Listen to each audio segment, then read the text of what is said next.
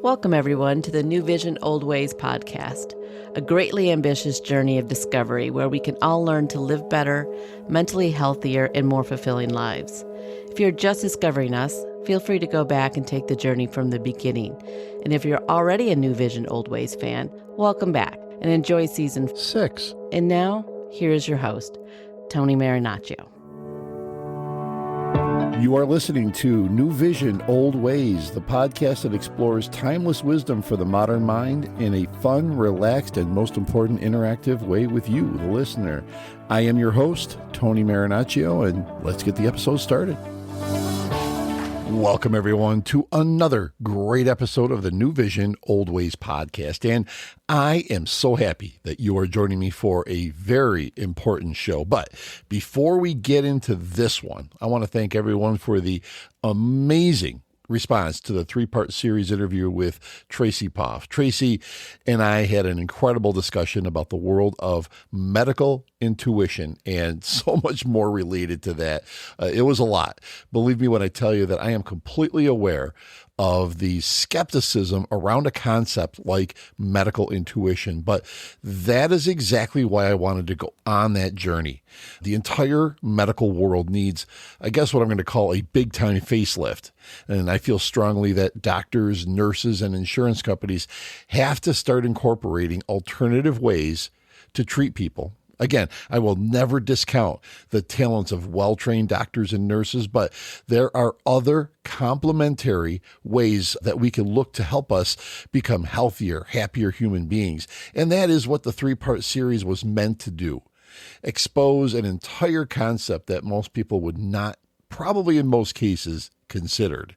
A related episode is episode number 51, The Mind, Body and Soul Connection, where I dug deep into how the relationship of the mind, body, and soul is incredibly important and can respond positively to various natural methods of treatment. The entire idea here is to take ownership of your mental and physical health. Do not let anyone tell you you cannot do your own research like they tried to do during COVID. No one knows you like you do. So get in touch with that inner voice. Tune out the noise of the world and let yourself experience exciting ways to find out what is going on with your health or how you could just simply improve your overall health. We all can do that. Let's complement the medical world when tried and true ways have been around for a century. Let's bring ourselves into a state of wellness that few could ever think possible. Let's clear our minds of as many drugs as possible so we can allow ourselves to heal from the inside out, not the big pharma, debilitating other way around.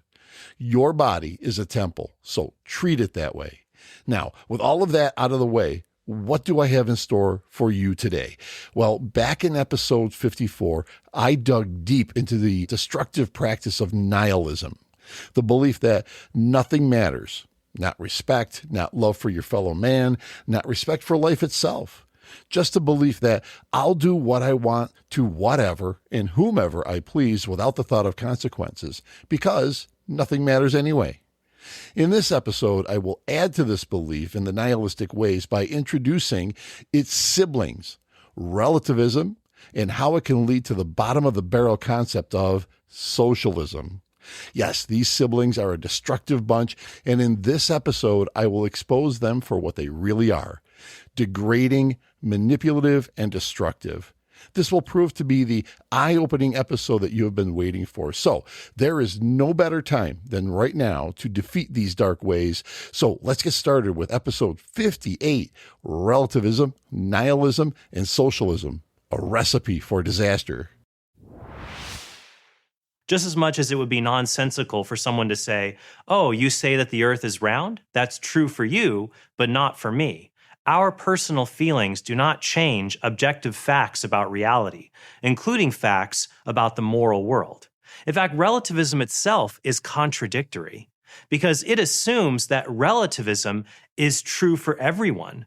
Relativism is not just true for the relativist. It's not just true for him, but not for me as a Catholic.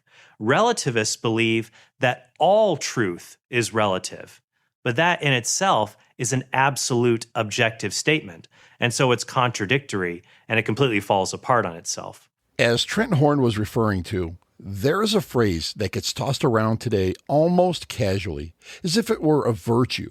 And the phrase is, that may be your truth, but that's not true for me. Okay, it sounds polite, sounds tolerant, it sounds enlightened, but beneath that soft language lies something far more dangerous, a philosophical drift that has reshaped how people see morality, responsibility, authority, and ultimately freedom itself. It is a drift that of monumental proportion, dividing families, communities, and even entire countries. So why is what appears to be a seemingly harmless statement the root cause of such dire circumstances?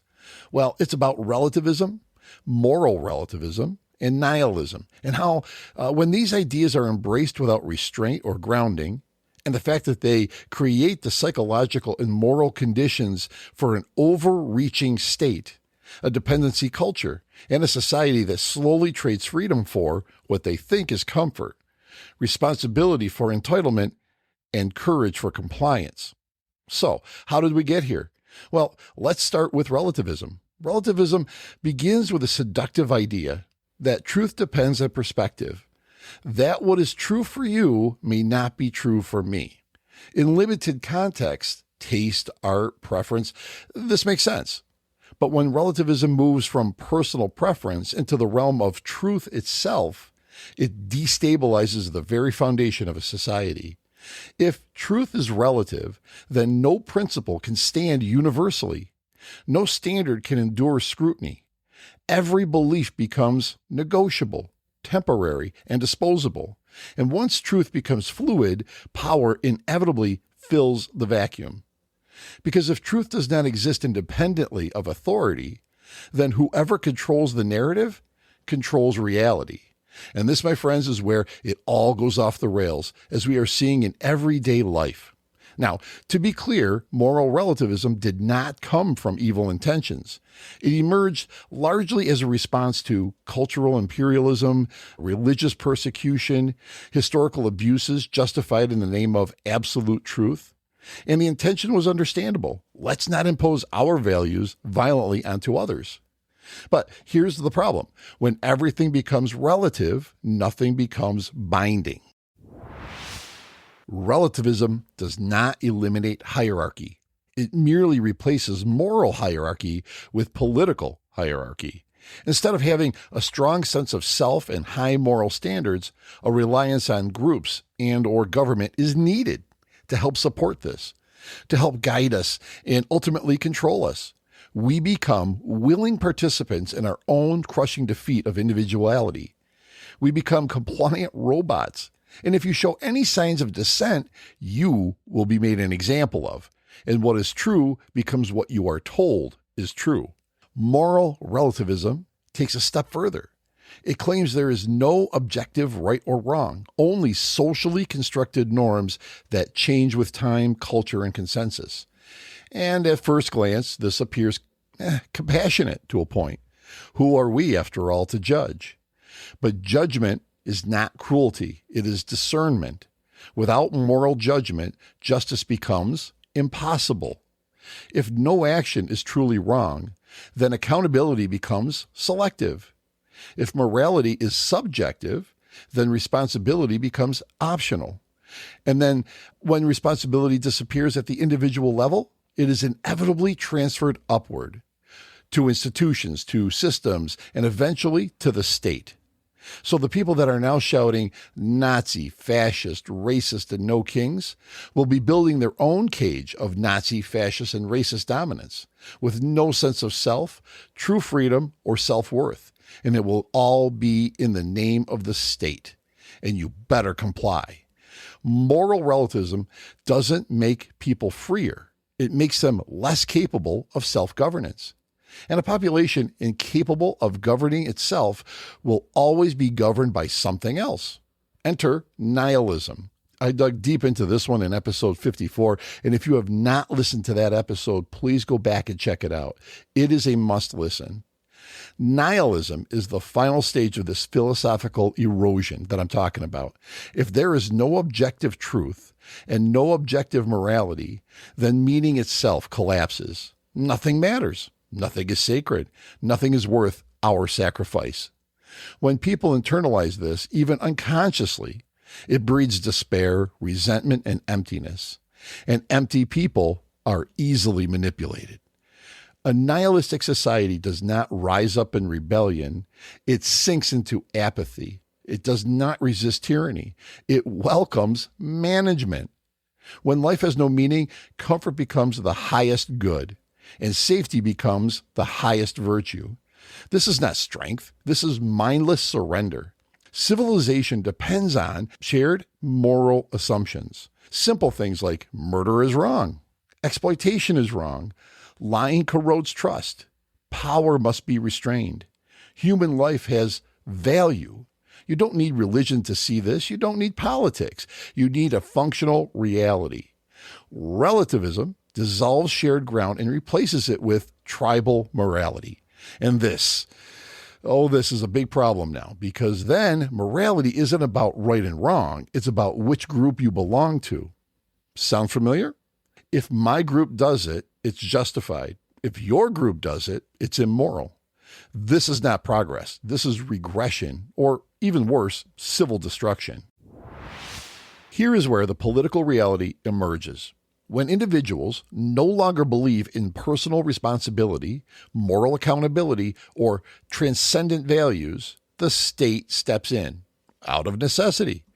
The government becomes a moral arbiter, the provider, the protector, the meaning maker, and in doing so, it grows. And everything is free. Society is not built on generosity. It is built on detachment from cause and effect. When effort is divorced from reward, corruption flourishes. When entitlement replaces gratitude, resentment replaces dignity. History shows us that pattern repeats all the time. Centralized power expands fastest in cultures where moral clarity has collapsed. Control always arrives dressed as compassion, and it always ends in ruin. A society cannot survive long when no one is accountable. Nothing is objectively wrong. Everyone is owed something, and no one is responsible for producing it. Corruption is not an accident in such systems. It is inevitable. Moral collapse is not a failure of policy. It is the logical outcome of a worldview that denies meaning, hierarchy, and responsibility. The tragedy is that many people do not realize what they have lost until it is gone, because freedom often erodes quietly, not dramatically.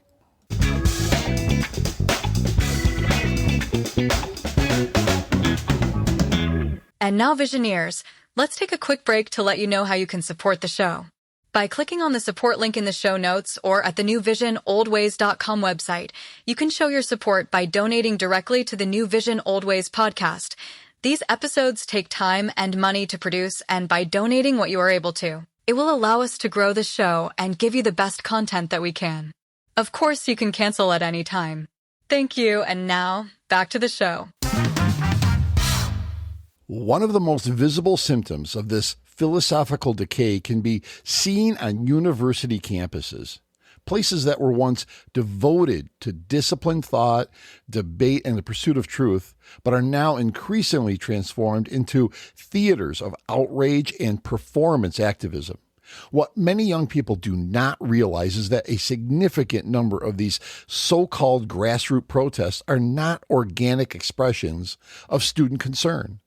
They are often amplified, organized, or steered by non-students, activist networks, the political operatives who understand something very important. Youth is psychologically vulnerable to moral relativism when paired especially with emotional intensity.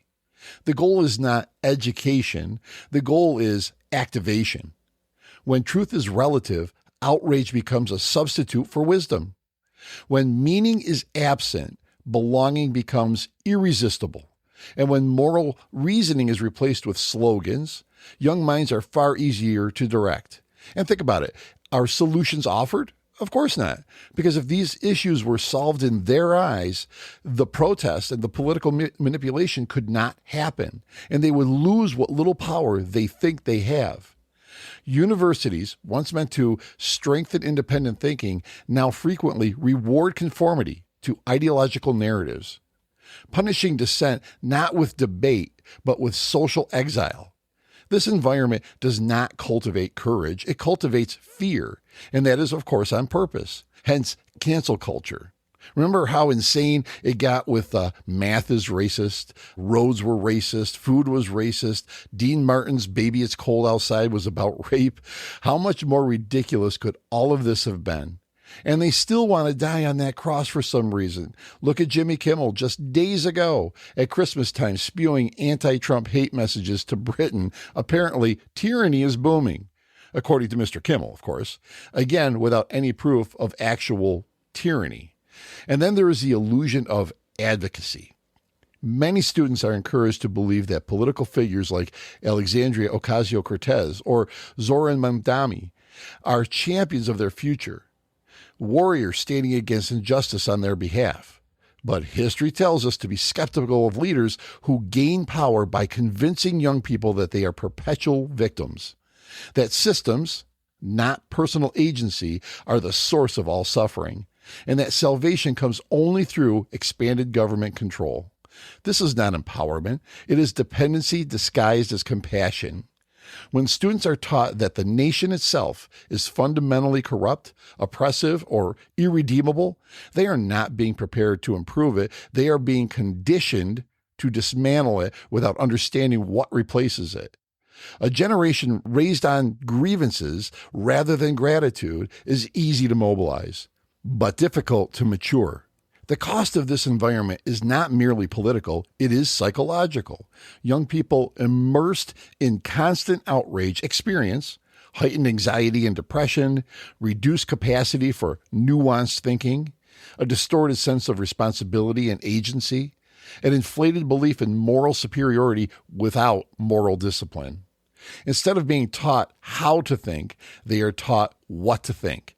Instead of learning resilience, they are trained to locate blame. Instead of discovering meaning through effort, they are promised purpose through protest. This is not education, it is ideological grooming.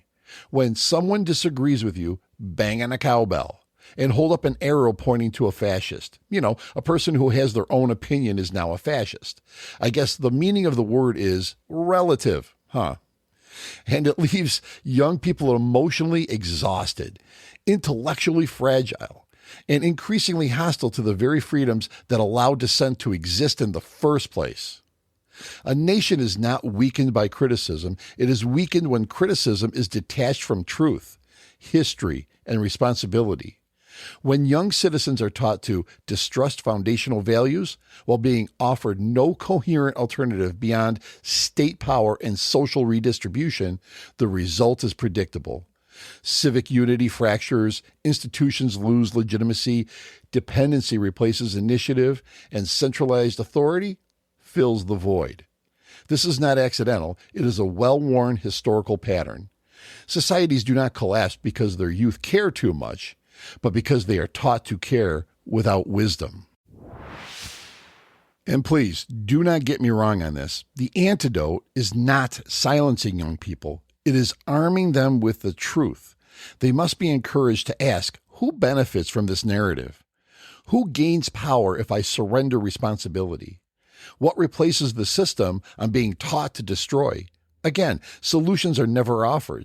Just keep shouting fascist louder, as instructed by usually Antifa members. Moral courage on campuses today should not be just shouting louder.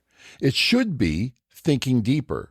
It should be refusing to be emotionally hijacked. It should be rejecting the lie that rage is the same thing as righteousness. And it should be reminding the next generation that America is not perfect, but it is improvable. And only by citizens who understand its principles, not those trained to despise them. So what stops this? Not outrage, not slogans, not blind loyalty to ideology. What stops it is moral courage. You have to see courage as a habit. You don't suddenly, at some pivotal moment of your life, find courage within you that was never there. Courage has to be cultivated. It has to be developed. There's a story about Diogenes the Cynic, he walks into a theater like this in Athens, walking backwards, and people were laughing at him. They say, "What are you doing?" And he says, "It's better that I walk backwards in here when all of you have been heading in the wrong direction your entire lives." So the courage to go your own way, to do your own thing, to be who you are, this is what moral courage is. Moral courage is the willingness to say some things are true even if they are unpopular. Some actions are wrong even if they are normalized or attempted to be normalized. Responsibility matters even when it is inconvenient. It is the courage to live as though meaning exists even when the culture denies it. It is the courage to raise children with standards, to hold yourself accountable, to resist the comfort of victimhood, and to reject the lie that freedom can be outsourced. Moral courage begins at the individual level, and it spreads outward. Other solutions, rebuilding from the inside out. Beyond courage, there are practical antidotes to this cultural shift. Reclaim responsibility in your own life before demanding change from institutions. Let me say that again. Reclaim responsibility in your own life before demanding change from institutions. Reject entitlement and re-embrace contribution. Teach moral reasoning, not just moral feelings. Strengthen family, community, and faith structures that exist independently of the state. Refuse the lie that safety is more important than freedom. The goal is not domination, it is balance. A society grounded in meaning does not require constant enforcement. A morally awake people need less control, not more. The future is not predetermined. Relativism, moral relativism, and nihilism only lead to ruin if we surrender to them without resistance. The path away from collapse does not begin with revolution only, it begins with conviction. When individuals recover meaning, courage, and responsibility, governments shrink naturally. When people stand upright, systems lose their grip. The question is not whether these forces exist. The question is whether we have the courage to stand against them before comfort becomes chains and freedom becomes a memory. We make hundreds of choices and decisions every day that come down to two questions. Here's something I know I'm supposed to do that I really don't want to do. Can you make yourself do it? Over here, there's something you know you're not supposed to do, but you want to do it. Can you keep yourself from it? So if you can make these choices and decisions correctly every day, and they start when the clock goes off and I don't feel like getting up. I don't feel like going to school today. I don't feel like practicing. I don't feel like working out. I don't feel like going to church. I don't feel like serving Mass. I went through all these things growing up. Went through them all. But you have to be able to make those choices and decisions the right way, to have the discipline to be able to make those choices and decisions. Got to put your choices ahead of your feeling. Because if you do what you feel like doing, you're not going to get up. You're not going to study. You're not going to go to church. You're not going to do all the things that you need to do to accomplish the goals that you have. So this little bridge that you have to cross between doing what you feel like doing and choosing to do the things you need to do to accomplish the goals that you have. That's very, very important. I think the most important thing to being successful. Putting your choices ahead of your feelings. Brilliant. What that Nick Saban clip means to me is that the real courage is standing up for yourself and also standing up for what is right, even in the face of peer backlash. Going along with the crowd, or as we have discussed a number of times, the groupthink syndrome can destroy your individuality, tear your soul out, and you are left with misery, depression, and anxiety. Relativism, nihilism, and socialism just do not work. They never have, and they never will. History has proven that over and over. And again, think about cancel culture. Think about the paid-for manufactured riots. Think about defunding the police. Think about the horrible DAs and judges that let real criminals go just to hit the streets and perform even worse crimes than they did before. Think about the universities and their ideology corrupting young minds. It is all a result of what we are talking about today. So my call to action is this: do not fall victim to this mentality. Cultivate and use your moral courage to help stop all of this. It is very possible to do that, because if we do not, then we will plunge directly into the dark days of being controlled. We will lose ourselves, our way of life, and it will all look more like actual hell than the heaven they tried to sell us.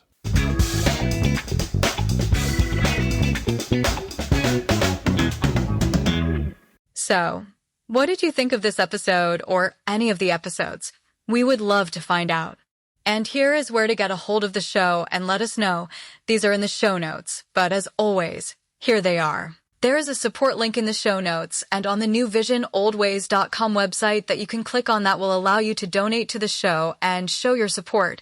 By donating what you can, it will allow us to book guests and cover costs. Anything will help. Cancel anytime. You can also message the show from each episode on your various platforms. Just look for the Send Us a Text Message link. If that doesn't work for you, you can email us at newvisionoldways@gmail.com. You can find us on what was Twitter, now X, at NewVisionOldWay, no S on that one. Check the NewVision OldWays YouTube channel. Type in NewVision, one word, OldWays, one word, channel, and please subscribe. It is free and will show support for the show. It really means a lot and will help grow the show on YouTube. Find us on Facebook, NewVision OldWays, podcast you should easily find us. And as a reminder, these are still growing platforms for us and expanding all the time, so we need your help to get the flow going with the community. And last but not least, if you can do me a huge favor and subscribe to us, like us, follow us, leave a review on whatever platform you found us on.